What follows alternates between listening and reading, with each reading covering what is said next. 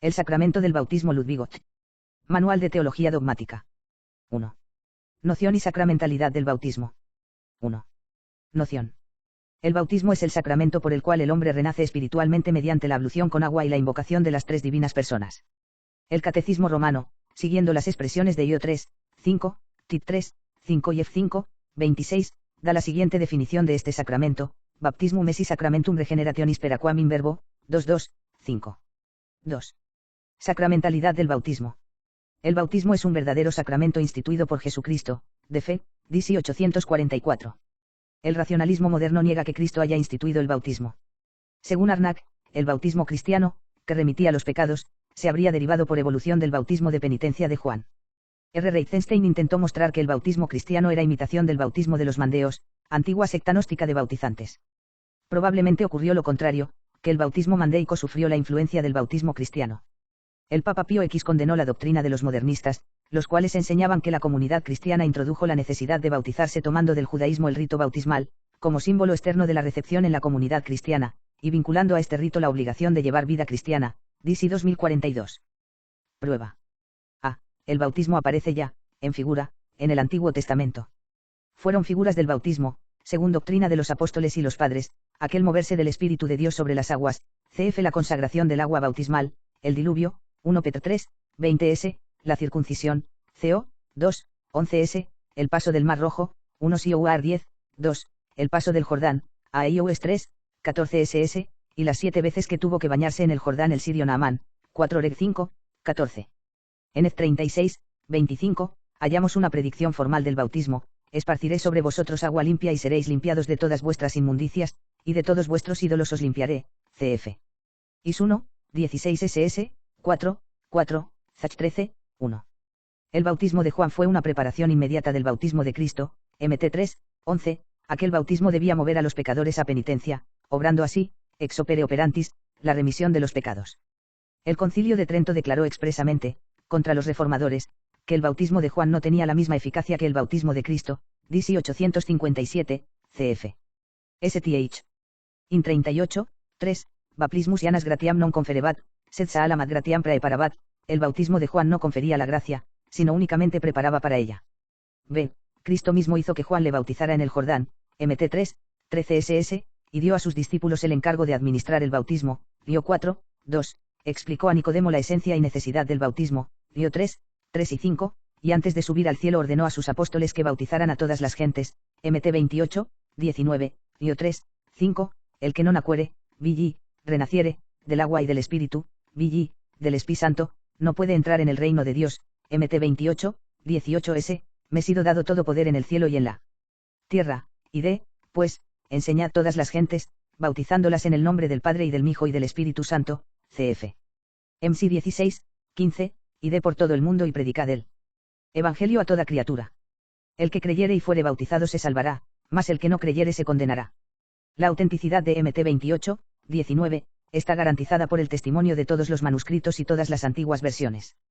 En la Didache, C7, se cita 2 veces este mismo pasaje. Las pruebas clásicas de escritura, Dio 3, 5, y MT 28, 19, nos permiten verificar en ellas todas las notas esenciales del bautismo del Nuevo Testamento.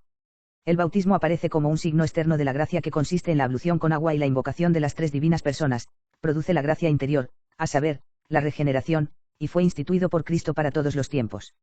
C. Los apóstoles cumplieron, con respecto a la iglesia primitiva, el mandato que Cristo les diera de bautizar a todas las gentes, Act 2, 8 y 41, 8,12 s, 8,36 ss, 9,18, 10,47 s, 16,15 y 33, 18,8, 19,5, 1 Sioar 1, 14 ss. Los más antiguos documentos eclesiásticos, como la Didache, C7, la Epístola de Bernabé, 11, 11, el Pastor de Hermas, Sim 9,16, y San Justino Mártir, Apoli 61, dan testimonio de la no interrumpida tradición apostólica. La más antigua monografía sobre el bautismo se debe a Tertuliano, sobre el 200. 3. Momento en que fue instituido el bautismo. Las noticias que nos proporciona la Sagrada Escritura no nos permiten fijar con exactitud cuál fue el momento de la institución del bautismo. Los pareceres de los teólogos no están de acuerdo a este respecto. Unos suponen que el bautismo quedó instituido al hacerse Jesús bautizar en el Jordán, Pedro Lombardo, Sent. 4.3, 5, Santo Tomás, STH 366, 2, Cat. Rom. U2, 20, otros creen que en la conversación que el Señor mantuvo con Nicodemo, Pedro Abelardo, cf. San Bernardo de Claraval, ap. 77, y otros, en fin, opinan que el momento de la institución tuvo lugar cuando el Señor promulgó su mandato de bautizar a todas las gentes, poco antes de su ascensión a los cielos. Hugo de San Víctor, de Sacr. 2.6, 4, Malm. Rolando. Las dos primeras sentencias parten del supuesto probable de que el bautismo practicado por los discípulos de Jesús, Low 4, 2, era ya el bautismo sacramental cristiano. Contra la primera sentencia, tenemos ante todo el silencio de la Sagrada Escritura, y contra la segunda, las circunstancias externas en que Jesús habló de la necesidad del bautismo para salvarse. El punto esencial del argumento escriturístico en favor de la institución del bautismo lo tenemos en Mt 28, 19, pero notemos que este mandato de bautizar a todas las gentes no excluye que la institución de este sacramento hubiera tenido lugar con anterioridad. San Buenaventura, com. in Low, C3, N19, procura armonizar las distintas opiniones de la siguiente manera: el bautismo fue instituido, en cuanto a su materia, materialiter, cuando Cristo se hizo bautizar; en cuanto a su forma, formaliter, cuando el Señor resucitó y nos dio la fórmula, Mt 28, 19, en cuanto a su efecto, efective, cuando Jesús padeció, pues por la pasión de Cristo recibe el bautismo toda su virtud; y en cuanto a su fin, finaliter, cuando predijo su necesidad y sus ventajas. Lío 3, 5. 2. El signo externo del bautismo. 1. La materia. A. Materia remota. La materia remota del sacramento del bautismo es el agua verdadera y natural, de fe. El Concilio de Trento se opuso a la doctrina de Lutero, que en caso de necesidad juzgaba lícito emplear cualquier líquido apto para realizar una ablución. A este propósito hizo el citado concilio la siguiente declaración: Siquis dixerit aquam veram et naturalem non esse necessitate baptismi, AS, Disi 858, cf. Disi 696, 412, 447, CIC 737, 1. Se habla de una supuesta declaración del Papa Esteban II, 754, según la cual sería válido el bautismo administrado con vino en caso de necesidad, pero tal declaración es de muy dudosa autenticidad y, en todo caso, no representa una definición ex cátedra sobre esta materia. Y la Sagrada Escritura y la tradición conocen solo el agua como materia del bautismo. Lío 3, 5, renacido del agua, Act 8, 36, aquí hay agua, que impide que sea bautizado. Cf. Act 10, 47, F5, 26, Eb 10, 22. La Didache nos ofrece uno de los testimonios más antiguos de la tradición. Veamos el C7, bautizad en el nombre del Padre y del Hijo y del Espíritu Santo con agua viva, igual a corriente. Si no tienes agua viva, bautiza con otra clase de agua; si no puedes hacerlo con agua fría, hazlo con agua caliente. Si no tuvieras ninguna de las dos, en cantidad suficiente, entonces derrama 3 veces agua sobre la cabeza en el nombre del Padre y del Hijo y del Espíritu Santo. Cf. Epístola de Bernabé 11, 11, San Justino, Apol. 61, Tertuliano, de Baptiste. 1, STH. 366, 3. Para administrar lícitamente el bautismo solemne está estrictamente prescrito el empleo de agua consagrada, CIC 757. San Cipriano nos da ya testimonio de la consagración del agua bautismal, EP 70, 1. B. Materia próxima. La materia próxima del sacramento del bautismo es la ablución del cuerpo realizada por el contacto físico del agua, sent cierta. La ablución puede realizarse de 3 maneras: por inmersión, sumergiéndose en la piscina bautismal; por infusión, derramando agua; o por aspersión, rociando con agua. Contra la Iglesia ortodoxa griega, que antes no reconocía la validez del bautismo de infusión, que es el empleado generalmente en la Iglesia de Occidente, y que todavía tiene la costumbre de volver a bautizar a los occidentales que pasan a su fe, declaró el Concilio de Trento: Siquis dixerit, in ecclesia romana, non esse veram de baptismi sacramento doctrinam, AS, Disi 859, cf. Disi 435, CIC 758. En la antigüedad cristiana y en la Edad Media hasta el siglo XIII, se administraba generalmente el bautismo bajo la forma de inmersión, haciendo que el bautizando se sumergiera 3 veces en la piscina. Tertuliano, de Sioar 1003. También se reconocía como válido el bautismo de infusión, como vemos por testimonio de la Didache, C7, y de San Cipriano, EP 69, 12, el cual aprueba la práctica del bautismo clínico, igual a bautismo de enfermos, cf. STH. 366, 7. Los padres interpretan la triple inmersión como símbolo de las 3 divinas personas, Tertuliano, EIDB. Prax. 26, Disi 229, y de la permanencia del cuerpo del Señor durante 3 días en el sepulcro, San Cirilo de Jerusalén, Catmist 2, 4. En la Iglesia española, durante los siglos Bibli, se practicaba, con autorización del Papa San Gregorio Magno, EP 43, una sola inmersión, para simbolizar la consustancialidad de las tres divinas personas, contra la herejía de Arrio. 2. La forma. La forma del bautismo son las palabras del que lo administra, las cuales acompañan y determinan la ablución. Para que la forma sea válida es necesario invocar a las tres divinas personas, y, según doctrina de la mayor parte de los teólogos, es necesario expresar la acción presente de bautizar. El Decretum pro Armeniis enseña, si esprimitur actus, qui per ipsum exercetur ministrum, cum sanctae trinitatis invocatione, perficitur sacramentum, disi 696. La Iglesia latina bautiza con la siguiente fórmula, n. Ego te baptizo in nomine Patris et Filii et Spiritus Sancti. La fórmula bautismal de la Iglesia griega es de este tenor. A. La invocación de la Trinidad. La forma trinitaria del bautismo se funda bíblicamente en Mt 28, 19. En la literatura patrística más antigua dan testimonio de ella la Didache, C7, San Justino, Apol. Y 61, San Ireneo, Eidi Viger. 317, 1, Epideixis 3 y 7, y Tertuliano, de Baptist 13.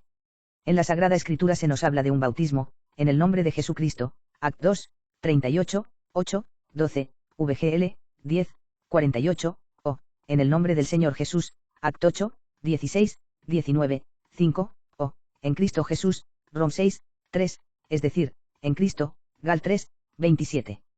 Pero, contra lo que opinó la teología escolástica, tales expresiones tal vez no deban entenderse en el sentido de que se usara en tales casos la invocación a Jesucristo en lugar de la invocación a la Santísima Trinidad. Muy probablemente lo que se pretende significar es el bautismo administrado por encargo de Cristo y con el poder que él otorgara, es decir, el bautismo instituido por Cristo, por contraposición al bautismo de Juan o al bautismo proselitista judío. Que estas expresiones no se refieren a ninguna fórmula bautismal con la invocación a Jesucristo lo sugiere, además, la alternancia de las denominaciones. Según la Didache 9, 5, el bautismo, en el nombre del Señor, se refiere al bautismo trinitario instituido por el Señor, como resulta evidente por las instrucciones que se nos dan en el C7. También Act 19, 2 a 5, nos sugiere que el bautismo, en el nombre del Señor Jesús, encerraba la mención del Espíritu Santo. El magisterio de la Iglesia no ha dado ninguna definición en este problema.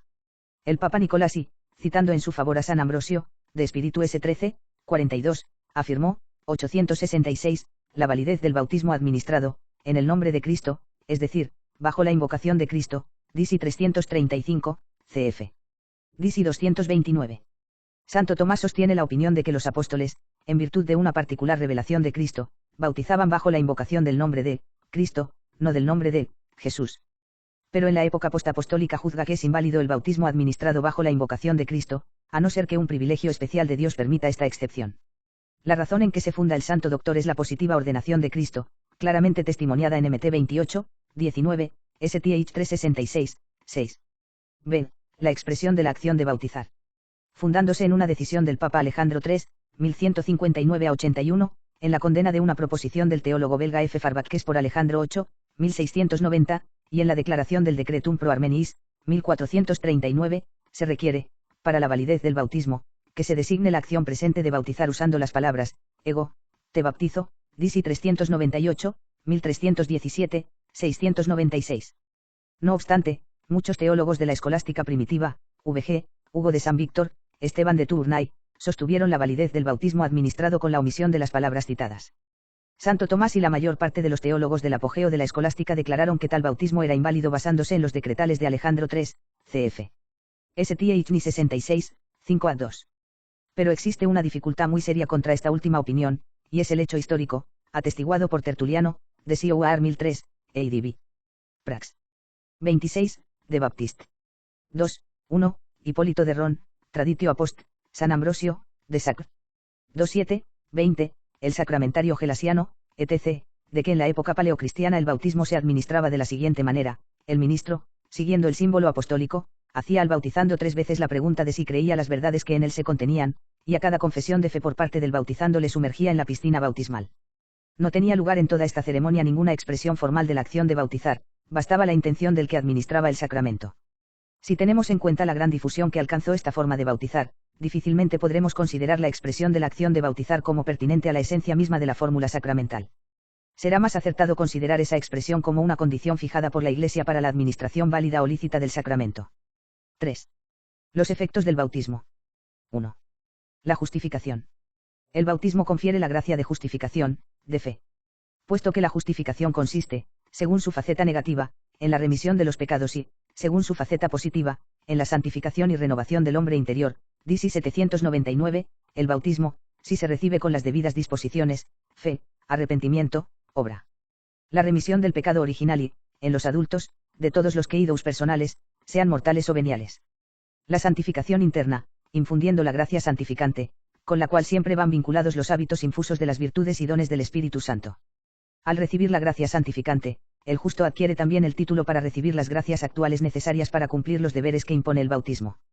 El Concilio de Trento hizo la siguiente declaración en su decreto sobre el pecado original: si alguno negare que por la gracia de nuestro Señor Jesucristo conferida en el bautismo se perdona el reato de la culpa original, o se atreviere a afirmar que no se quita todo aquello que tiene en sí el verdadero y propio carácter de pecado, ese tal, a.s. DC 792, cf. DC 696, 742, 895. Según testimonio de la Sagrada Escritura, el bautismo tiene la virtud tanto de borrar los pecados como de producir la santidad interna. Act 2, 38. Arrepentíos y bautizaos en el nombre de Jesucristo para remisión de vuestros pecados, y recibiréis el don del Espíritu Santo. 1 Cor 6, 11. Habéis sido lavados, habéis sido santificados, habéis sido justificados en el nombre del Señor Jesucristo y en el Espíritu de nuestro Dios. Cf. Act 22, 16, Ron 6, 3 SS, Tit 3, 5, Io 3, 5, 1 Io 3, 9, 5, 18. La tradición, desde un principio, atribuye estos mismos efectos al sacramento del bautismo. El autor de la epístola de Bernabé nos dice: descendemos a las aguas llenos de pecados e inmundicias y salimos de ellas llevando en nuestro corazón el fruto del temor, y en nuestro espíritu el de la esperanza en Jesús. 11, 11, cf. Pastor de Hermas, Sim. 9:16, San Justino, Apol. Y 61, Tertuliano, de Baptiste. 1, 1, San Cipriano, Ad Donatum 4. 2. Remisión de las penas debidas por el pecado. El bautismo produce la remisión de todas las penas debidas por el pecado, tanto las eternas como las temporales, de fe. El Concilio de Trento enseña que en todos aquellos que han renacido por las aguas del bautismo no queda nada abominable a Dios ni que pueda impedirles la entrada en el cielo. In renatis nihil odit Deus, et aut nihil prorsus eos habe ingresu coeli remoretur, DC 792, cf. DC 696. Se supone, naturalmente, que el que recibe el bautismo aborrece internamente todos sus pecados, incluso los veniales.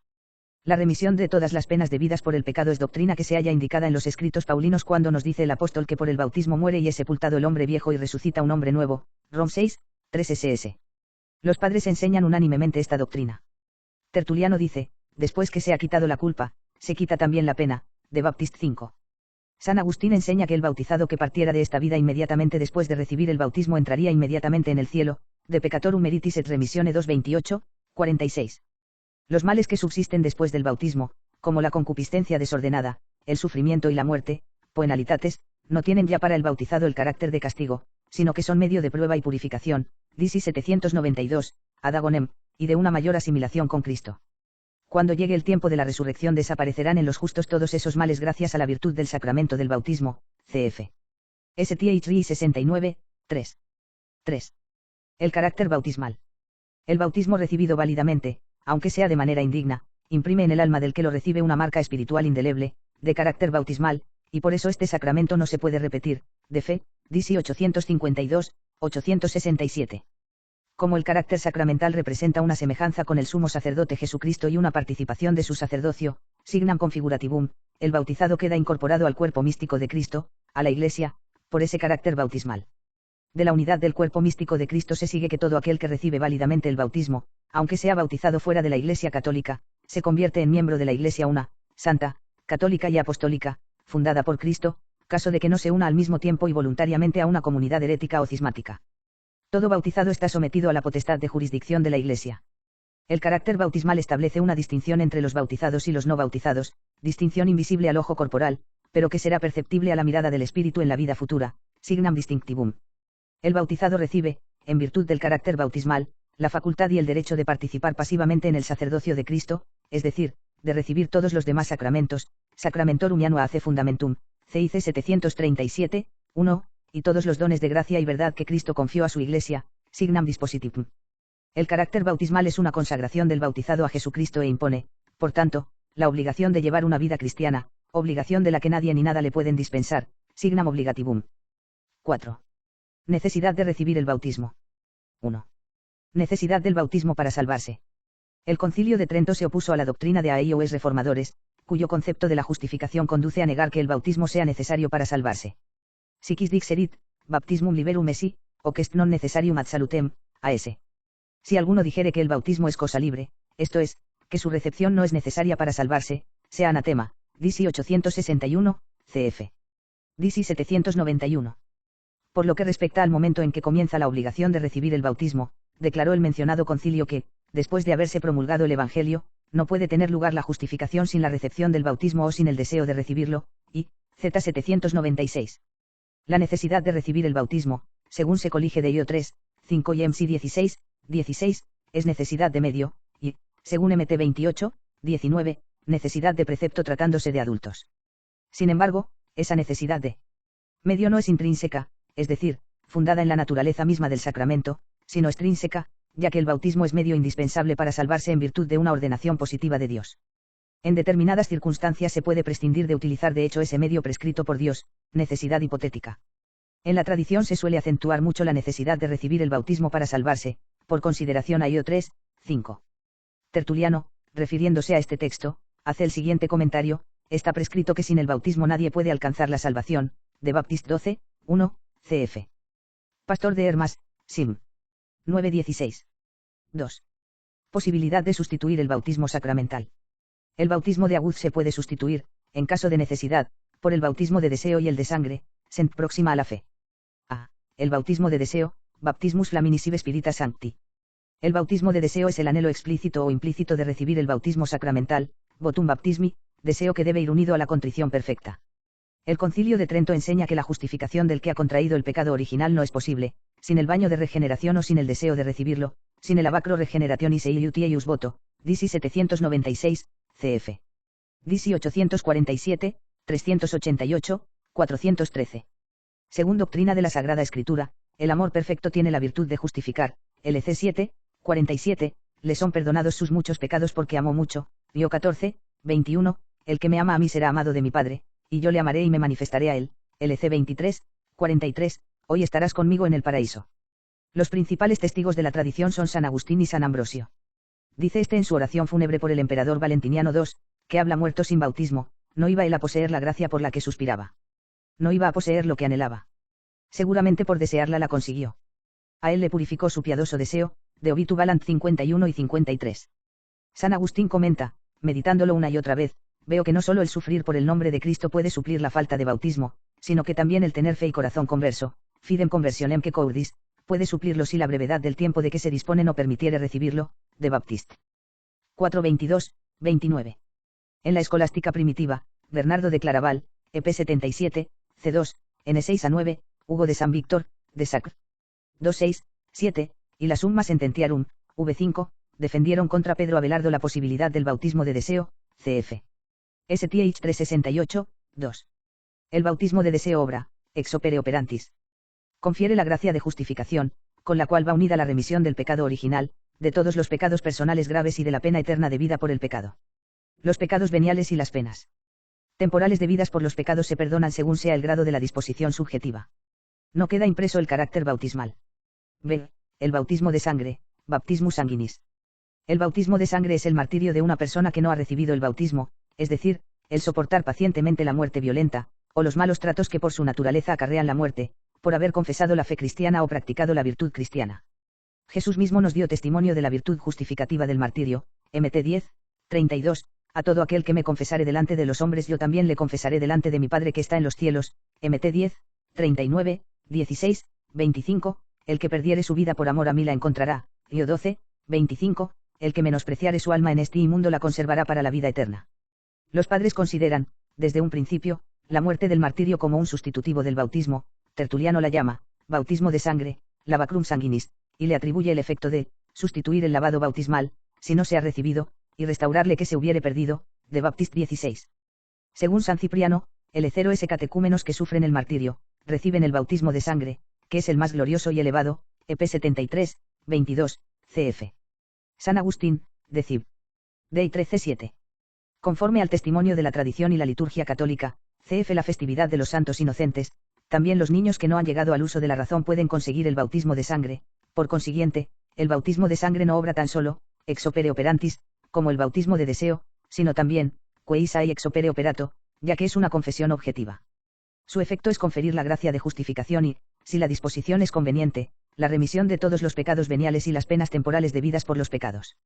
Dice San Agustín, es una ofensa orar por un mártir, lo que hay que hacer es encomendarse a sus oraciones. Sermo 159, 1. El bautismo de sangre no confiere el carácter bautismal, cf. STH 366, 11 y 12. 5. El ministro del bautismo. 1. La persona del ministro. El bautismo puede administrarlo válidamente cualquiera persona, de fe. El Concilio 4 de Letrán, 1215, nos enseña que el bautismo, administrado rectamente por cualquiera en la forma que enseña la Iglesia, es provechoso para la salvación. Sacramentum baptismi, informa Ecclesiae cucum querrite collatum proficitat salutem, disi 430. El Decretum pro Armeniis, 1439, nos da a este respecto una explicación más precisa. El ministro de este sacramento es el sacerdote, sacerdos igual a obispo y presbítero, y a él le corresponde el oficio de bautizar. En caso de necesidad, no solo pueden bautizar el sacerdote o el diácono, sino también un laico o una mujer, e incluso un pagano y un hereje, con tal de que lo haga en la forma que lo hace la Iglesia y que pretenda hacer lo que ella hace. Disi 696. El mandato de bautizar que leemos en Mt 28, 19, va dirigido a los apóstoles y a sus sucesores, que son los obispos. Pero, según testimonio de la Sagrada Escritura, los apóstoles confiaron a otras personas el poder de bautizar, cf. Act 10, 48, Pedro, mandó que los bautizasen en el nombre de Jesucristo, 1 Sioar 1, 17, no me envió Cristo a bautizar, sino a evangelizar. Según Act 8, 38, cf 8, 12, el diácono Felipe administraba el bautismo. En los primeros tiempos del cristianismo, se consideraba la administración del bautismo como privilegio del obispo. San Ignacio de Antioquía dice, sin el obispo no está permitido bautizar ni celebrar el ágape. SMYARN 8, 2. Tertuliano cita como ministros ordinarios del bautismo, además del obispo y subordinados al mismo, a los sacerdotes y diáconos. En caso de necesidad, concede también a los laicos, bautizados, pero solamente a los varones, el derecho a administrar el bautismo, a las mujeres les niega tal derecho. De Baptist 17. Testimonios más recientes en favor de la licitud del bautismo administrado por laicos en caso de necesidad los tenemos en el Sínodo de Elvira, Can 38, Disi 52d, en San Jerónimo, Dialce Lucif 9, y en San Agustín, contra EP. Parm. 213, 29. A propósito de la licitud del bautismo administrado por mujeres, no se hallan testimonios explícitos hasta la Edad Media. Urbano II, EP 271.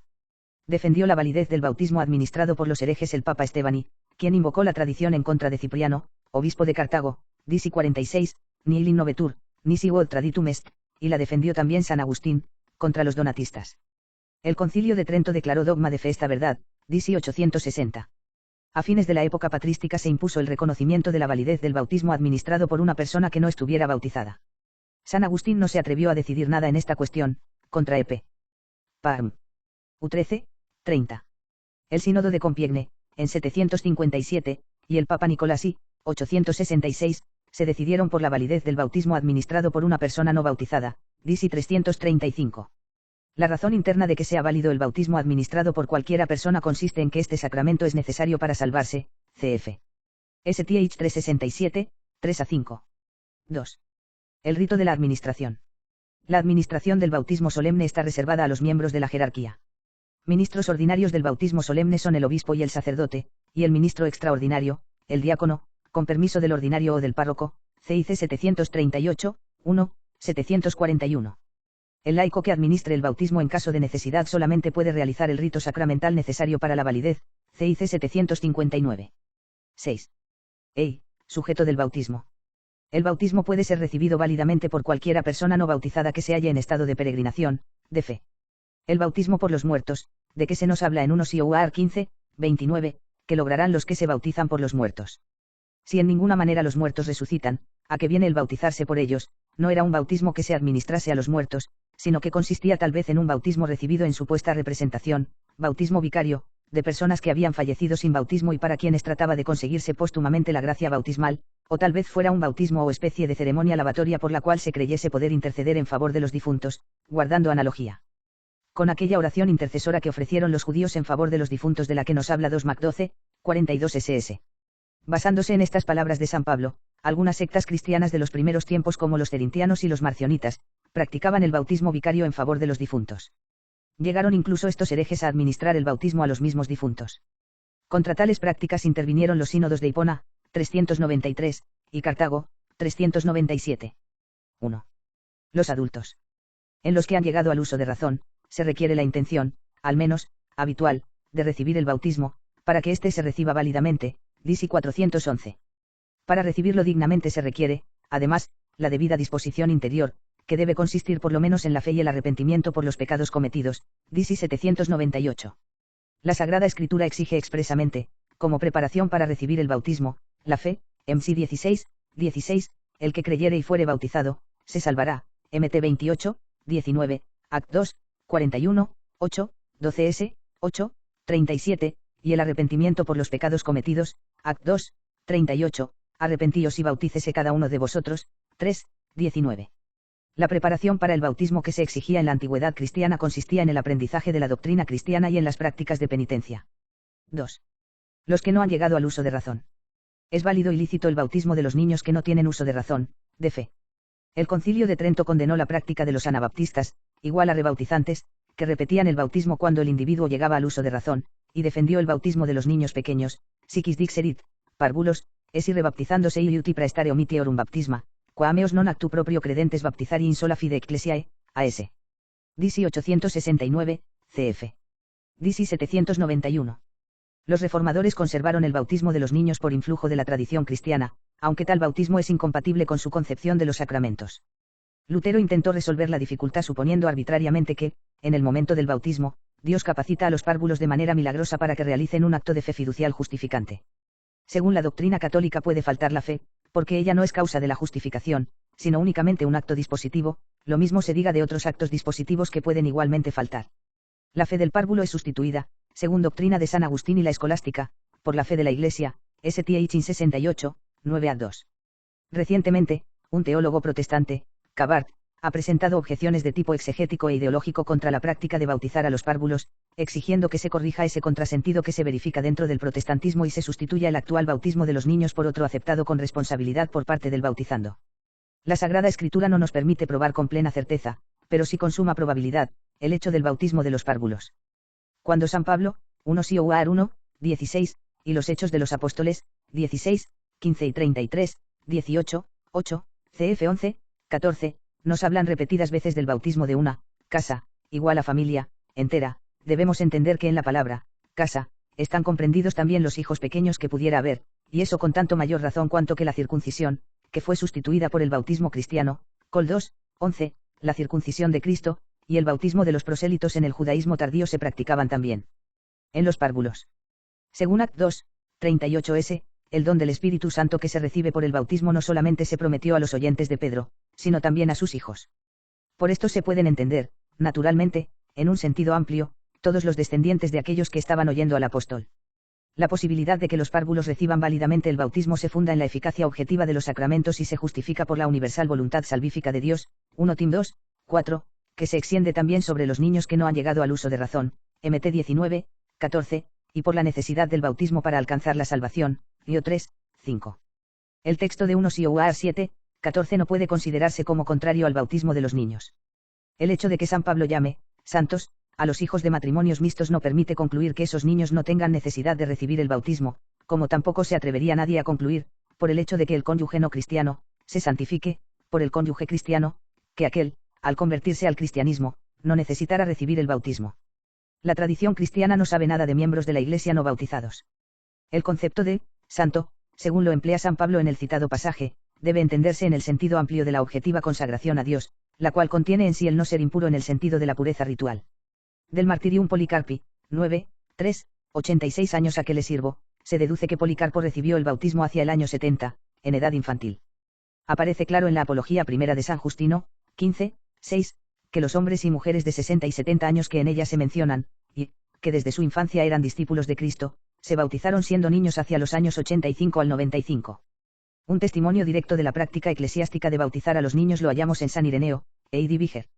222, 4, Tertuliano, de Baptist 18, San Hipólito de Roma, Traditio Apostolica, Orígenes, in Levache M8, 3, contra Inron 5, 9, y San Cipriano, EP 64, 2, y en los epitafios paleocristianos del siglo III.